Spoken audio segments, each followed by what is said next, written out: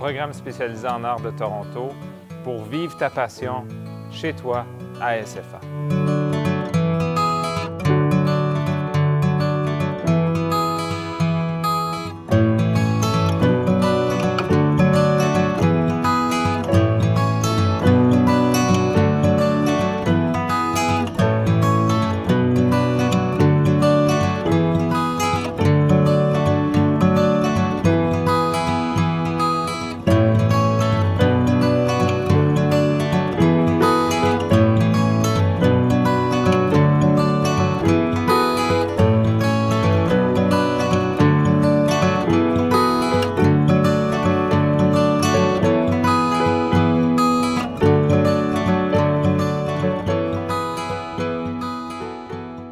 On a créé le programme spécialisé en art de Toronto pour donner l'opportunité aux élèves francophones de Toronto de vivre l'expérience d'un programme spécialisé dans les arts. Étant basé à Toronto, qui est un peu une grande métropole au Canada, qui est aussi un centre artistique au pays, même dans le monde. Puis définitivement, pour ce qui est de la francophonie en Ontario, Toronto est aussi un centre très important. Donc, le programme spécialisé en art de Toronto permet aux jeunes du secondaire de se spécialiser dans une discipline artistique dans la grande ville de Toronto, tout en poursuivant leurs études secondaires. Nous avons lancé le programme en 2015 avec une première cohorte d'élèves qui était dans une toute nouvelle école, l'école secondaire catholique Saint-Frère-André, qui venait d'ouvrir. Puis on a lancé le programme spécialisé en art de Toronto pour leur permettre justement de vivre des expériences artistiques et de se développer. Donc au début, petite école, nouveau programme, on a commencé avec un spectacle, Noé, qui était une grosse production multidisciplinaire. Le but était d'aller chercher les élèves de 8e année de la première cohorte puis de leur donner la chance de vivre une grosse collaboration dans un spectacle de grande envergure, un peu de type Écho d'un peuple où il y avait des membres de la communauté d'impliqués, des chorégraphies, des chansons, de la construction de l'Arche de Noé. Donc on a cherché à créer une grosse collaboration entre toutes sortes de disciplines artistiques pour donner l'expérience aux jeunes de vivre c'était quoi monter un spectacle. On apprend à communiquer et on apprend à écouter. C'est aussi une forme d'art où est-ce qu'on peut s'amuser, on peut explorer, on peut jouer.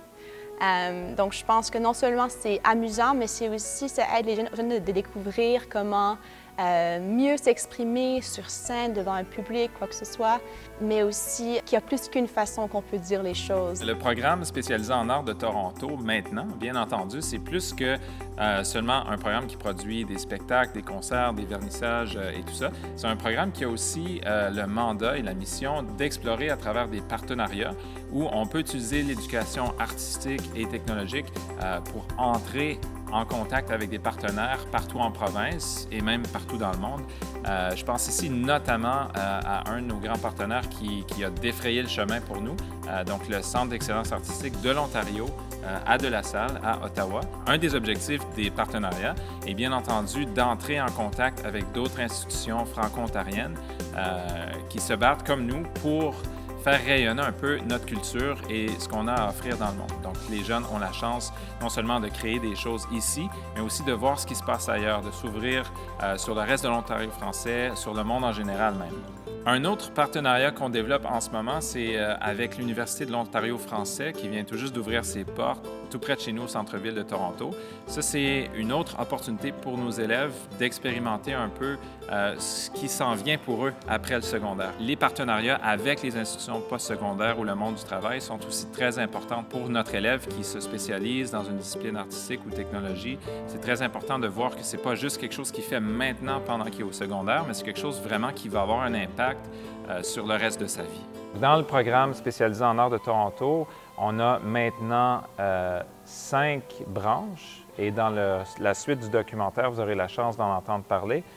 Mais nos élèves peuvent se spécialiser maintenant en art visuel, en musique instrumentale et ou vocale, en théâtre et théâtre musical, en technologie, médias et cinéma, ainsi qu'en construction et design. Donc ça donne un petit aperçu des champs de spécialisation qui sont accessibles à nos élèves. Donc, très bien entendu, on dit programme spécialisé en art, mais il s'agit d'un programme spécialisé en art et technologie. Donc, le scope est quand même assez large à ce niveau-là. En 7e, les élèves vont explorer, entre autres, les contes et légendes, qui sont un peu l'origine, si on veut, du théâtre. C'est raconter des histoires. Donc, ils vont explorer un peu les contes et légendes de tout acabit, canadiens, québécois, autochtones. Ensuite, ils vont explorer un peu l'improvisation et la commedia dell'arte. Puis, par après, ils font le clown. Alors, des aspects un peu plus physiques, si on veut, du théâtre. Puis ensuite, ils vont explorer des monologues. Ils vont apprendre à créer, développer un personnage, apprendre à mémoriser un texte, exprimer différents types d'émotions, explorer un peu les différents tons et les mouvements. Ils vont faire du théâtre d'ombre, où est-ce qu'ils vont créer leur propre histoire, créer leur propre marionnette, leur décor, puis présenter une œuvre complète. Puis pour terminer, ils font le design d'un personnage. Donc, ils vont lire une pièce et choisir un personnage. Donc, ils vont faire un peu le costume, le maquillage, un peu explorer comment est-ce qu'on exprime une personnalité d'un personnage avec ce qu'ils portent et ce qu'ils ont dans le visage. Eh bien, en danse, comme dans la plupart des activités artistiques, on prend conscience de soi et de son entourage. On apprend à utiliser les éléments tels que notre corps et nos actions, l'énergie, le temps, l'espace, l'interrelation et plusieurs techniques, principes et formes de danse. La créativité corporelle est soutenue par une bonne base de la danse et l'histoire de la danse aussi. Alors, il y a 3 unités. Une unité, c'est la théorie. Une autre unité, c'est l'analyse et l'histoire. Et 3e unité, c'est la performance. La partie théorique, on apprend à lire les notes. Il y a une introduction au chant grégorien. Et on voit aussi un peu de rythmique. Puis en 8e année, on fait ça, mais avec un peu plus de profondeur. Depuis que je suis petit, je pratique la musique, soit le piano, le saxophone, plus récemment le violon. C'est juste tellement fun, tellement bon de le faire. Et c'est un peu comme un complément de ton expression, si tu veux. Puis quand on voit tout un orchestre avec des dizaines de musiciens ensemble, en faisant un produit, si vous voulez, qui est harmonieux, joli, beau, etc., c'est juste énorme. J'ai étudié la musique à l'université, j'ai fait mon bac et ma maîtrise en musique. Et j'adore la musique. Je suis percussionniste, donc on fait beaucoup de percussion dans les cours d'orchestre à vent. Ce qui me passionne, c'est de jouer avec les autres, de se réunir, d'avoir un but commun, donc de jouer une pièce ensemble. Donc j'aime beaucoup aussi voir la passion des élèves et d'essayer de pousser les élèves à leur plein potentiel. On étudie l'équilibre symétrique et radial par moyen du mandala et on travaille avec le médium d'aquarelle et encre. Aussi, on travaille le collage numérique et on étudie la perspective. Et le dernier projet en 7e année, typiquement, c'est un projet de texture et de média mix. En 8e année, on étudie l'art urbain sous forme des graffitis et des murales et on étudie l'environnement qui nous entoure ici à l'école, puisque nous sommes une école urbaine. La sculpture et l'architecture, ainsi que le cubisme par moyen de pastels tendres. Les élèves ont vraiment besoin de cet apprentissage en tactile et les arts visuels, le dessin, le collage, la sculpture, c'est une excellente façon d'avoir cette expérience. On apprend la base de la construction du design, la mesure, comment travailler de façon sécure. Une fois que ça c'est établi, bien, on commence à produire des petits objets pour se familiariser avec les outils, les machines. Puis au fil que l'année progresse, on va commencer à rentrer dans la production de structure pour la pièce de théâtre. Un exemple de ça, c'est la première année qu'on a commencé, on a créé l'Arche de Noé, qui était 20 pieds de haut, faite avec des morceaux de bois là, de 2 pouces d'épais, 12 pouces de large, par 14 pieds.